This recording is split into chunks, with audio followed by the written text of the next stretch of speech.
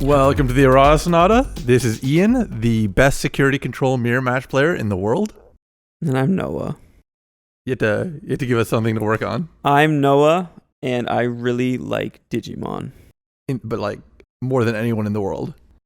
Maybe not more than anyone in the world, but I really like the Digimon trading card game. I think about it how when your cousin first got me into Digimon, he was pretty chill about it. He was like, I like this game. My cousin plays it a little bit. He definitely buried the lead on how fucking addicted you are to the Digimon trading card game. At that point, I don't think I had hit my stride. You hadn't no-lifed it? No, I don't. At the point that you got introduced, I was still just liking the game. I hadn't entered the tournament scene yet. Yeah.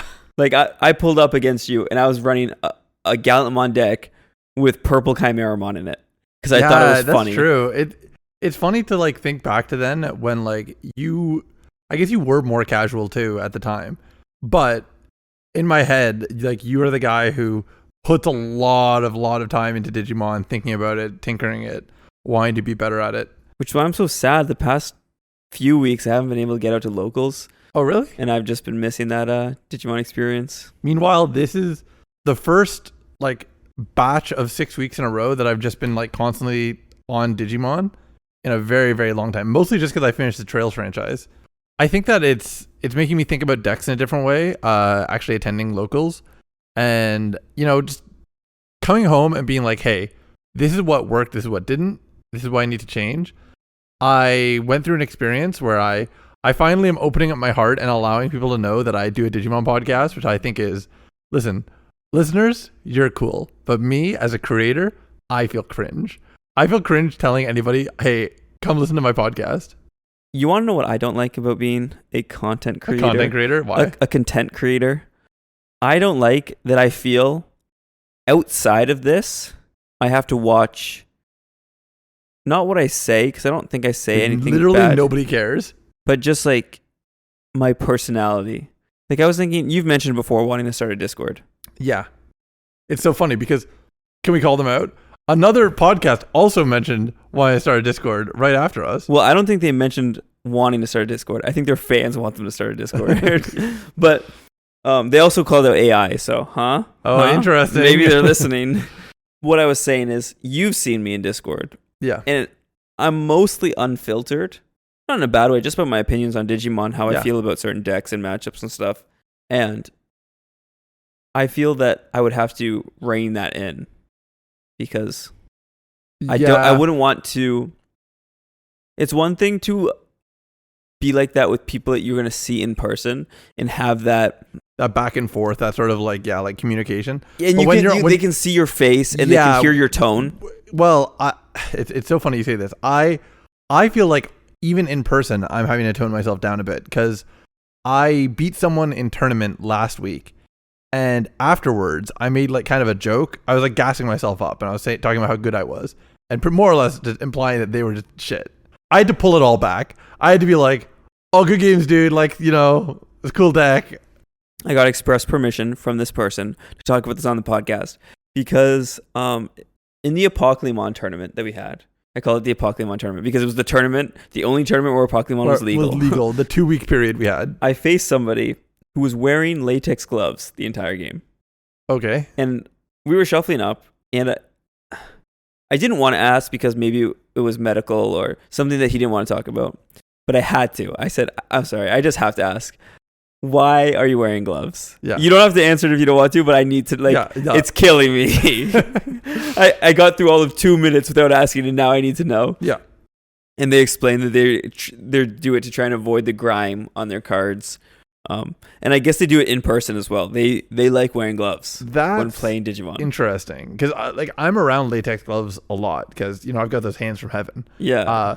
But no, I work in a medical setting, and the moment I can get my hands out of them, I will. I fucking am so grossed out by the feeling of my hands in latex gloves that sure, maybe my cards don't get grimy, but it's because my hands are trapping in all of that moisture and grime. They weren't even good latex gloves though. They were loose. Like it seemed like I would not have been able to shuffle the cards with them like that. Most latex gloves are upsettingly loose, to be honest. That's crazy for you to say. Your hands are enormous. Okay, yes, my hands are enormous, but like they're almost all designed to be one size fits all.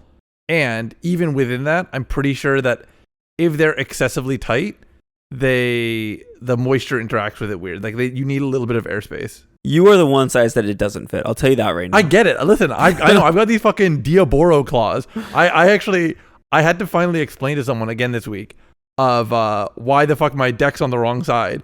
And as I was demonstrating it, that my elbow, if I try and put it on the same side, my elbows go too far back, I struck someone in the nuts.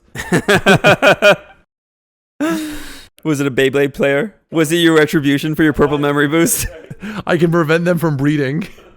As I thought about it, because it's been a while since this happened, I wanted to make sure that it wasn't done in a negative light, because now we're public figures. We are basically, I'm Obama and you're Trump, more or less. I'm Trump? Yeah, you're Trump, because you got big hands. Oh, yeah. Listen, I assure you there's no problem. Actually, nobody else cares about this. This might just be a one for the boys, one for me and you. But how do you feel about I have no feelings. Nudity in changing rooms? I feel like it's normal and uncomfortable. See, I agree it's normal, but I'm very shameless. Like I'm very much like I walk around the change room fully nude. No, I wouldn't do that. Oh yeah, like I listen, if I'm going to dry myself off after a shower, I make sure the door's open. What is wrong with you? No, I do not do that. It's because I feel trapped. I feel constrained. You're already in your old man face. It's like the first time I went to a public pool and you walk in, and this is just, it's nice to know that this is common throughout the world, or at least North America now. You walk in and they're just naked old guys. Yeah, of course. And they're just I love letting it all hang out. Dude, it's so good. I actually, I encourage you to allow yourself the freedom, because let's just be real about it. My dad's an immigrant, and I think it's a very at least his part of the world, very immigrant mentality. And so like I grew up with him walking around the house in an untightened bathrobe that would just at will open up. And if we're gonna go swimming, because I'm a big swimmer, I'm not gonna be open at home and then ashamed in public. I'm gonna be open everywhere. See, I'm not the same. Mostly because even in a change room where it is acceptable to be nude, it still feels slightly less acceptable than at home. At home, I will walk around nude freely. Curtains wide open, I don't care. My mom gets a complaint back when I was in high school that the neighbors could see me walking around naked. I don't care. I'm living my life. When I'm home alone, I'm naked. Yeah. I run around the house back and forth, doing my best Imperial Dramon impression. Yeah. Fully nude.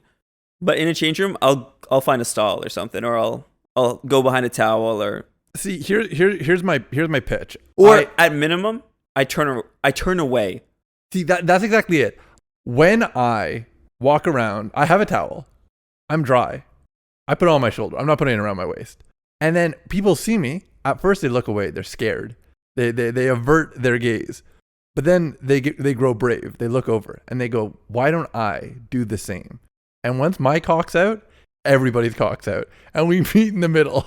This is the weirdest thing I've ever heard from you. Once people see you walking around nude in a change room, they're free, and they no longer have to hide it, and they no longer have to be scared. I reject that. And I think that I'm here to save humanity.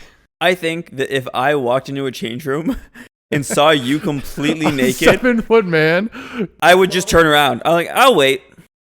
I can wait, or I'll find like a bathroom. I would be more comfortable going behind the building and changing quickly than being in that change room with you. I would find a bush. You're a different sort. I don't think so. I just think that there's levels to it, I think that if you're that bold about it, I'm scared. I'm scared. You think I'm approaching you? You're coming for me. Well, it's become a meta where like I go to the change room and I'm like taking my clothes off and I'm about to get changed into my bathing suit, and I go, okay, so what's my order of operations? Like, I gotta take my shirt off. I wear an undershirt. I've got pants. I've got underwear. I've got socks. Then I have to take off my glasses, put them up, and I've got to put my bathing suit on. Any order that I do, there is a section of time that I'm naked. For all intents and purposes, I am nude. And so I've just decided to just front load that issue. So I start with the pants and the underwear. I'm poo bearing it. I think we really need to either start putting this content at the end of the podcast or start having a skip intro button. Skip to 10 minutes in to avoid us talking about nudity. Okay, everyone put your cocks away. We have some sauce to talk about. Because there's more than just cocks have been exposed. Because I've been told that there's something I need to see right now. Okay, we're going to start with that then. We're going to start with the new time rules that have been leaked. Which it's just leaked. It's not that it's like been posted officially. I believe it's official in Japan. Okay, so I've not been exposed to this. Before I see anything, I will remind our audience that Ian, by the way, Noah, you haven't introduced yourself. Yes, I did, right at the beginning. Sorry, I wasn't listening. I said, I'm Noah, and I really like Digimon. Because I didn't realize, I forgot you're not the best in the world at anything. That's the issue. We know what I'm the best in the world at, and I thought you didn't expand on that. Are you okay? You're at Worlds. Yeah. You're sitting down across from Pete. Yeah. You're gonna win that easy. As long as I'm fortunate enough to have chosen to play security control in that tournament, it's a free win. Free win. It's a free win. You don't think he knows how to play it? Not against me. No. Okay. Listen, there's not a lot I'm good at. I'm 7 feet tall. I'm very open with my penis. But you sit me down across from a security control player, and I've got security control in my hands. It's art. It's art in motion. Huh. Yeah. Huh. Anyways, so these rules that I'm about to see. I'm excited for you to read.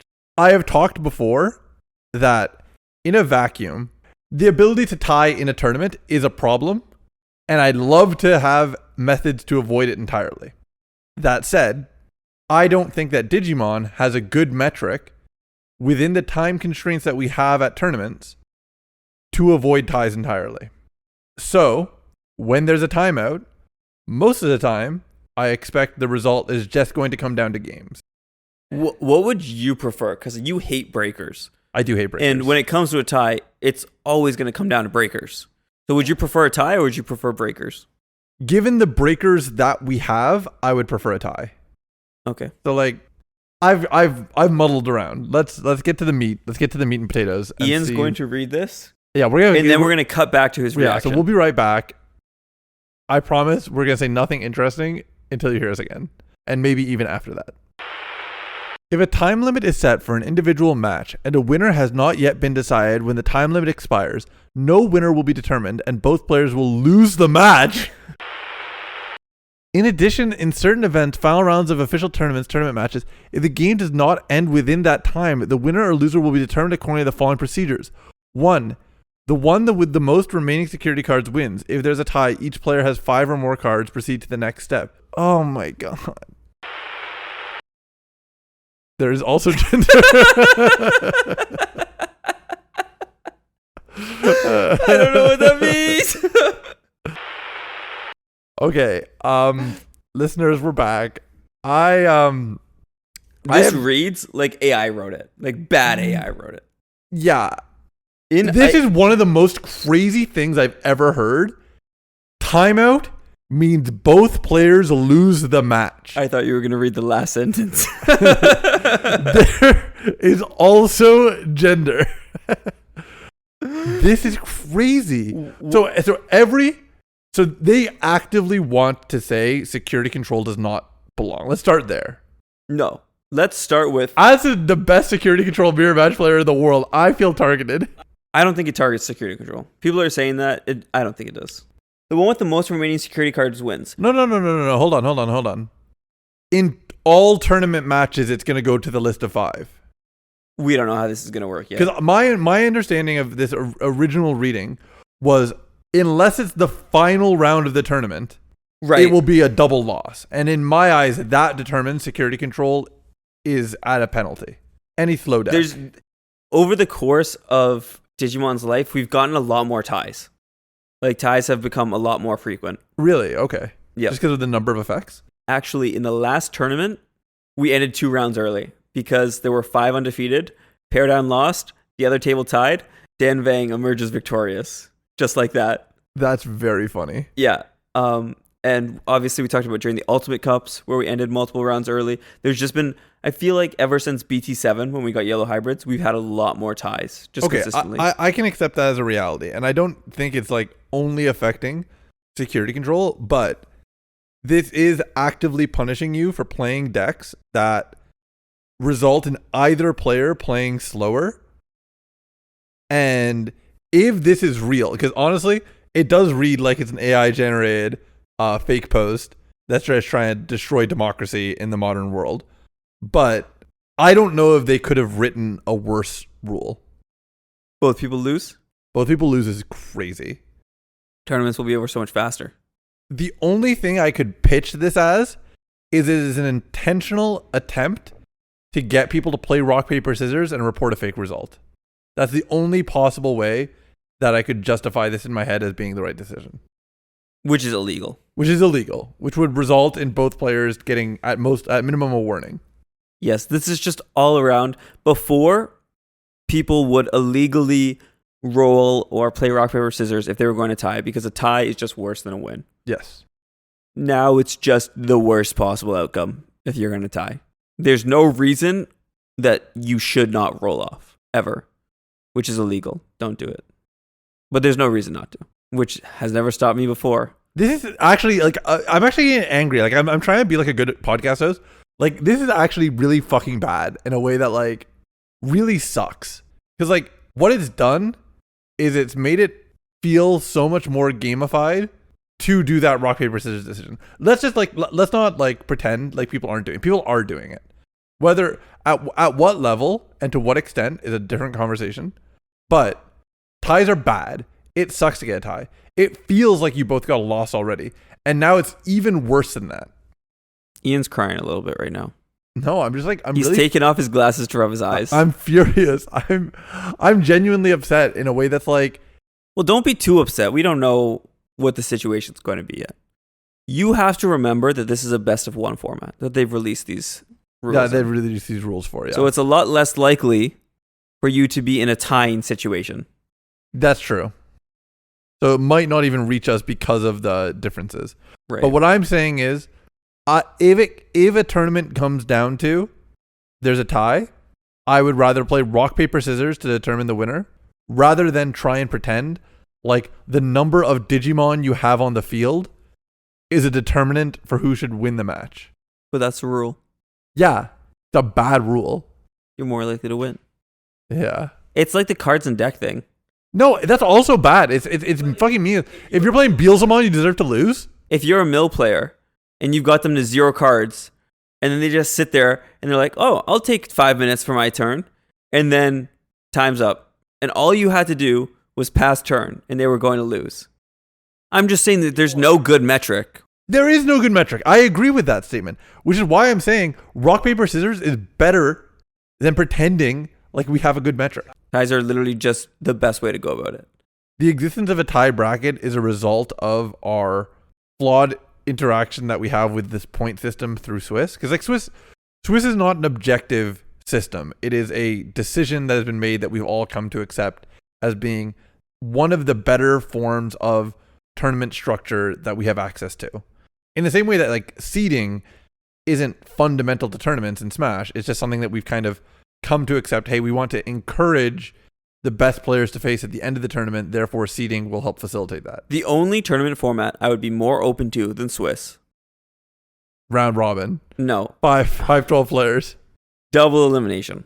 And even then, you are now adding time to the tournament, which I don't like. Yeah. No, double. So I do think that Swiss is the best option. With Swiss, once you've lost, it is impossible for you to come first. More or less. There's a tiny chance. Very, very, very rare. If the undefeateds tie and then you keep going extra rounds. But it's very unlikely. Whereas with double elimination, if you lose, you can still come first. Let's talk meat and potatoes. I've expressed how I feel about this. I feel disgusted. I feel like Bandai has abandoned me. And I'm a child crying in the rain. How do you feel, Noah? I think you're reacting too early. This is an RB1 situation all over again. With the Digimon fans acting like petulant children. No. Hold on. That's not fair. I am reacting as if this is fact. I can accept that this might not be fact. There's an assumption being made. The assumption is that the words in front of me are not a slightly out of date April Fool's joke, which is a very big possibility because that would make more sense than this being real. But if we're understanding and interpreting it correctly, that's where my reaction is coming from. I think it's crazy to remove ties. Yeah. I don't like ties, but I think that to say both people lose, that's crazy. Yeah, it feels so gamified.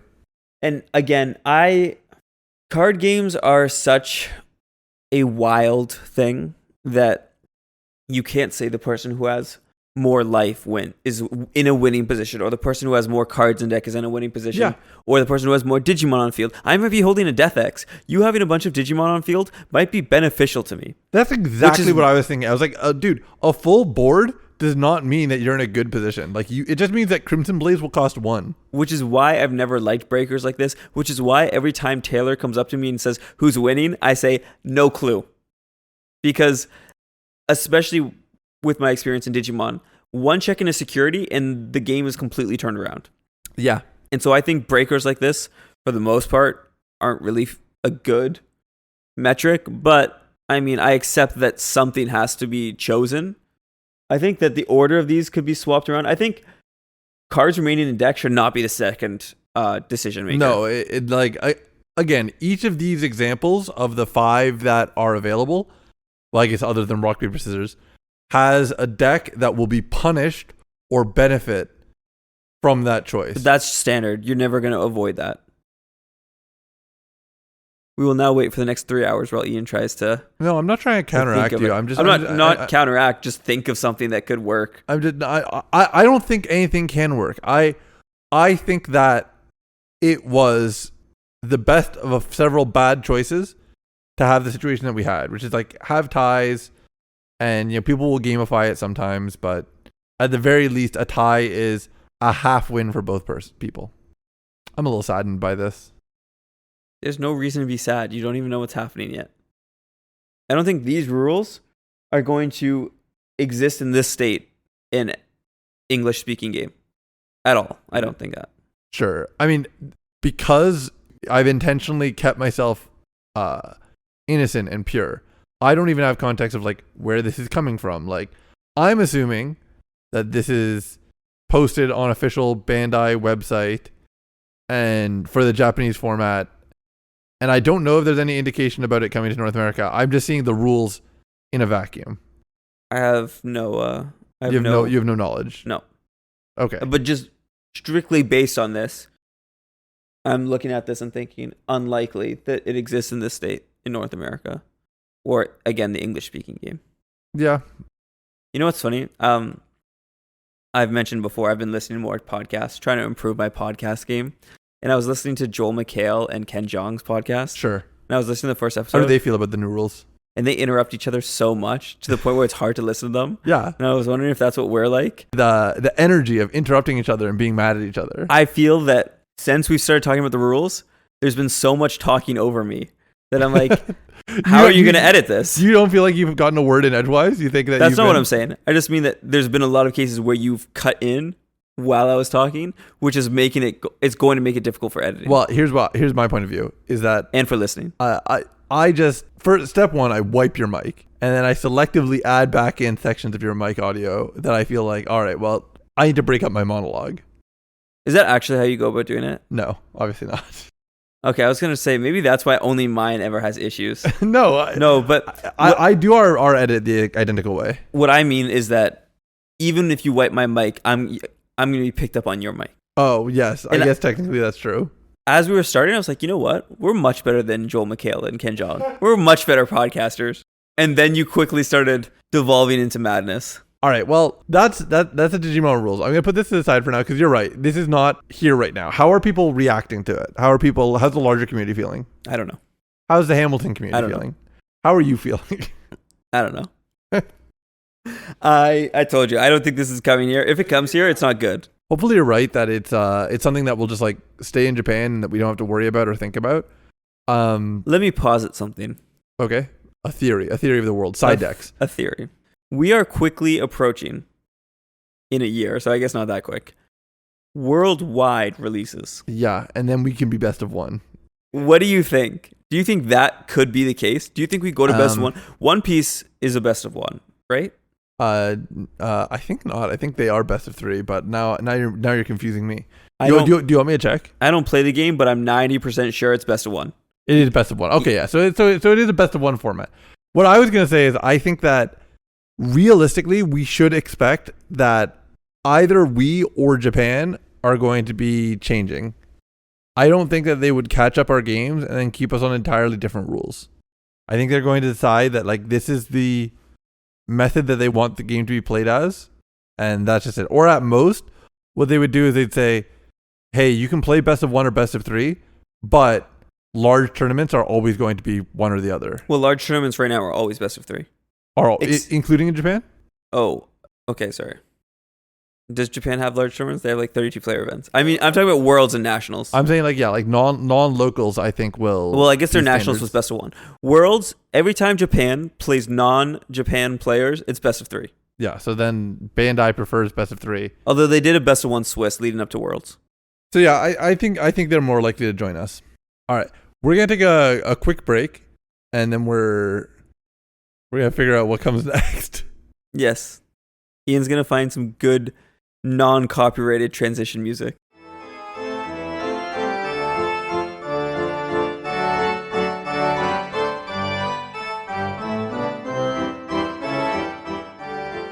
All right, we're back. I needed to get myself a little bit of a cold drink and cool down my heart rate a little bit. Ian's a grumpy Gus. I'm still a little steamy about it. I think that, you know what it is that I spent a lot of time as a tournament organizer for fighting games in Smash. And so when I see something that I consider anti-player, I react strongly. I'll say it like that. You want to know something? What's crazy to me?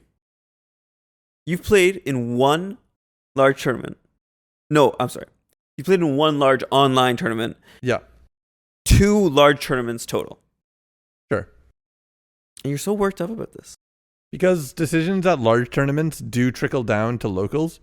And fundamentally, it determines the culture of our game. Like, if we wanted to say, hey, the game is more fun with 7 starting security, it doesn't matter if we feel like that. When I go out to play with people, that is not what they are going to want to play.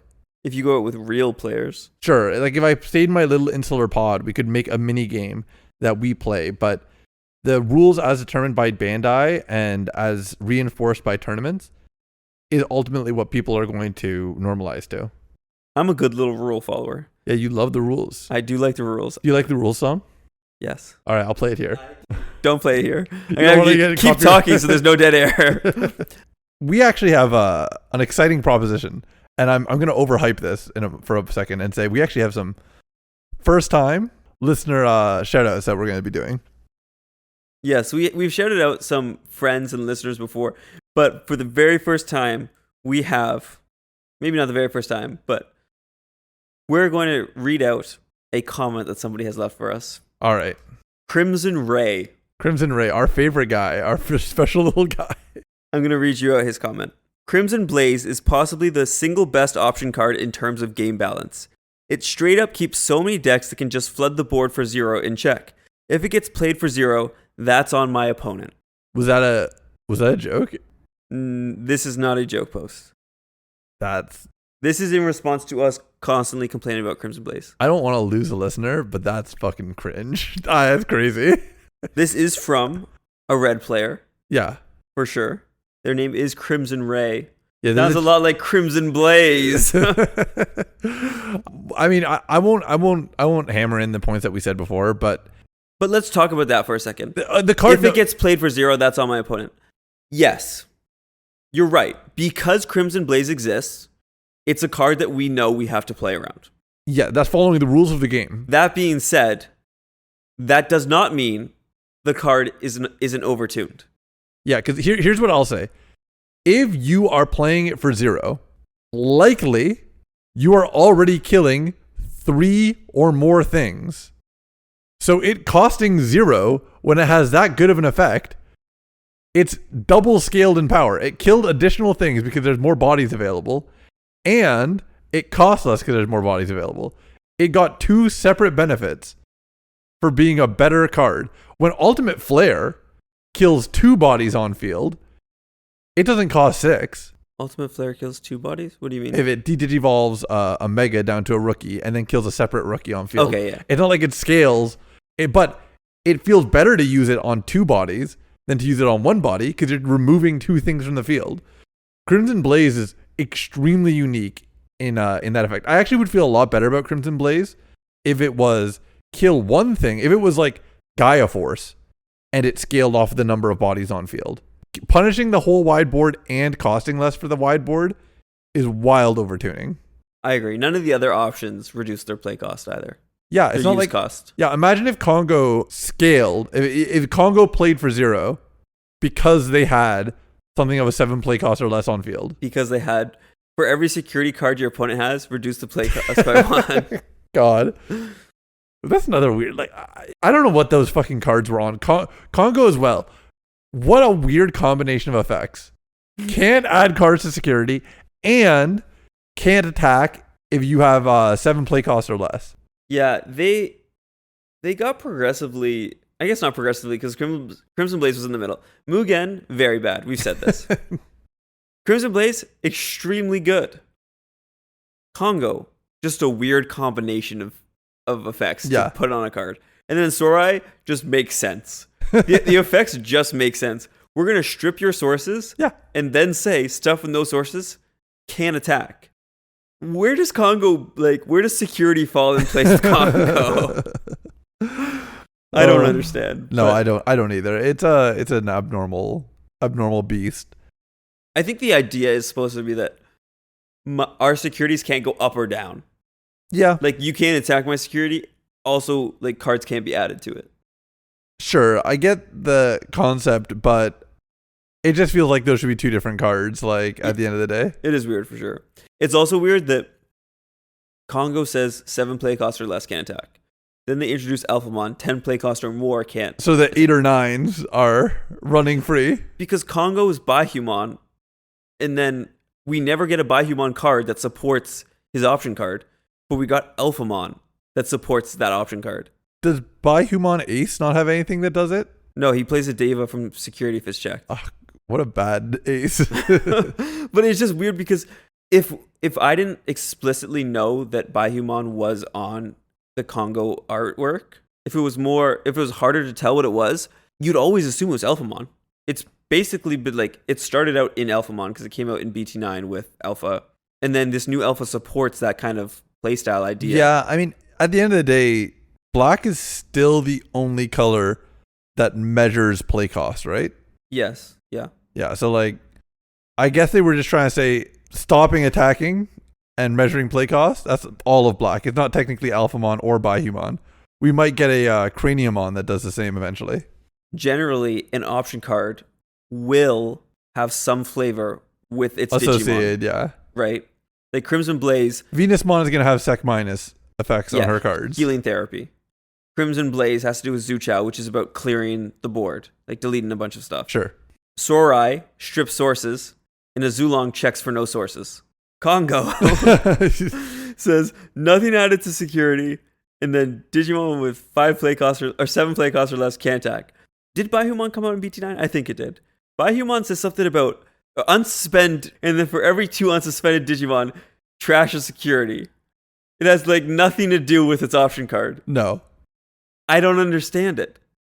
Like, I can't name an option card that has less to do with their like Digimon that's on the artwork. This is the worst possible connection, but every Bihumon card in the game mentions the word security. That's true. That's true. Yeah, I'm kind of spitting. Every Bihumon does mention security. That's why I don't know enough about Digimon to speak. The little guy sits in your pocket.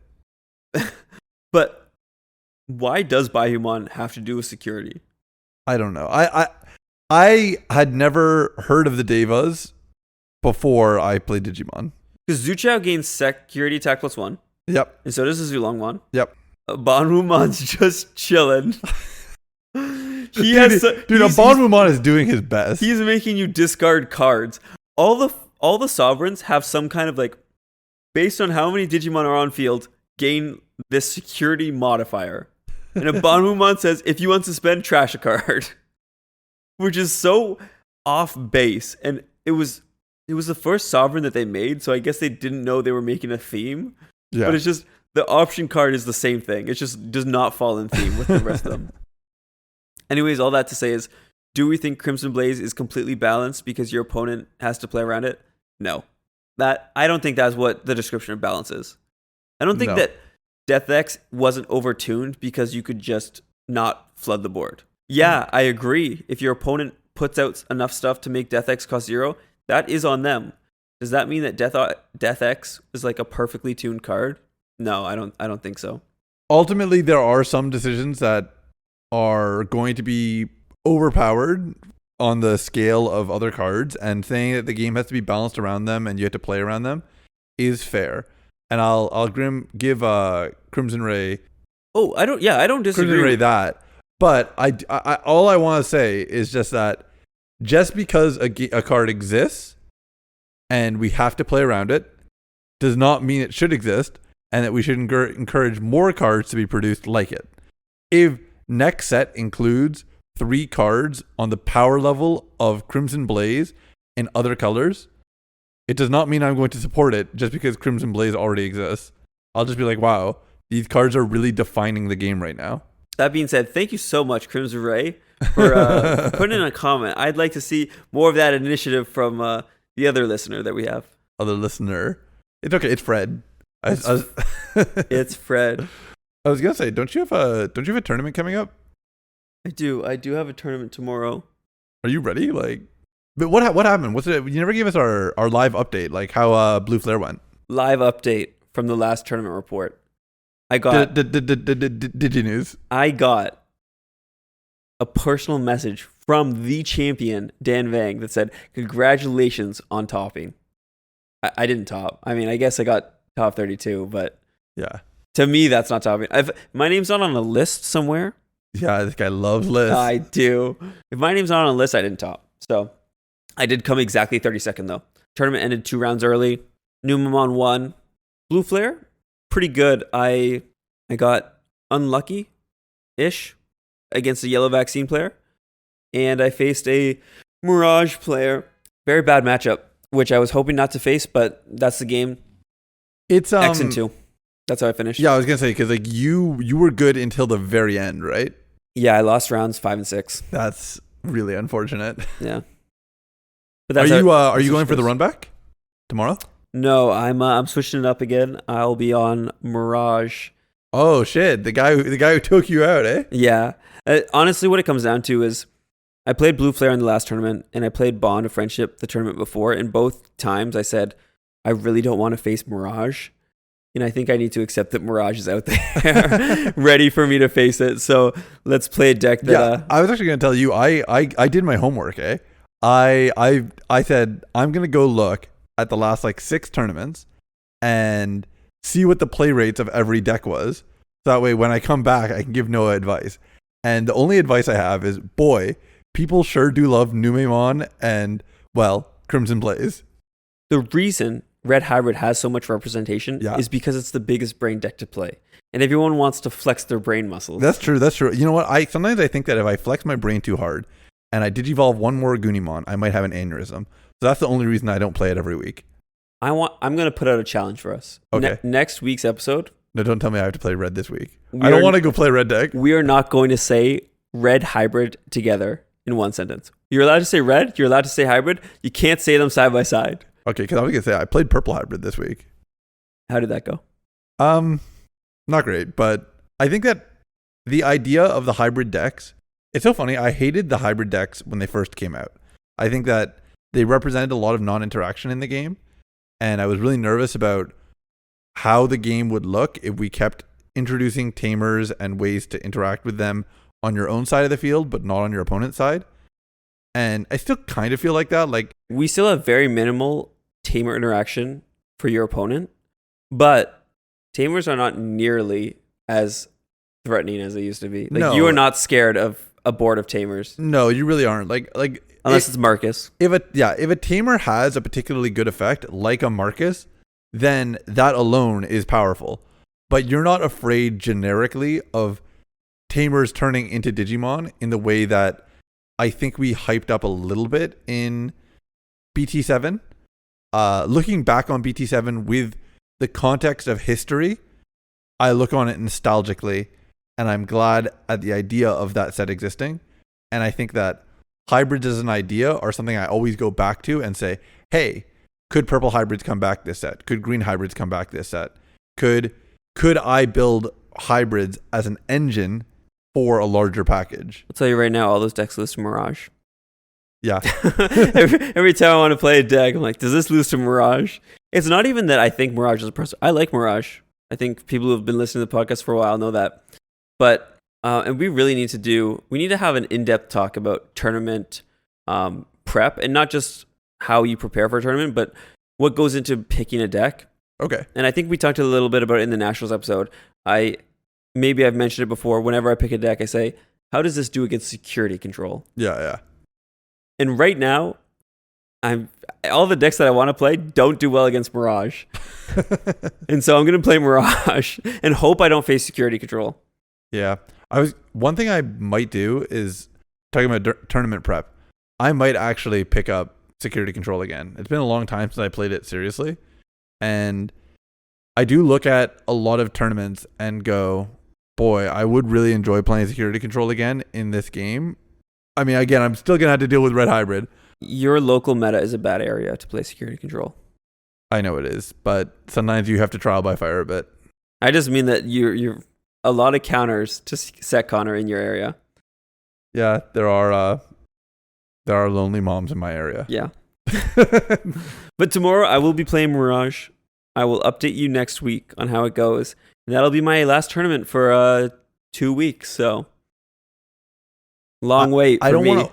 How long in advance do you register for a tournament? Months. Yeah, because that's one thing that I was getting frustrated by is that somebody invited me to go to Illinois on May 18th, and I said that, you know what, I'm gonna tell Noah tomorrow that I'm gonna consider regging and see if he wants to carpool with me and go to Illinois.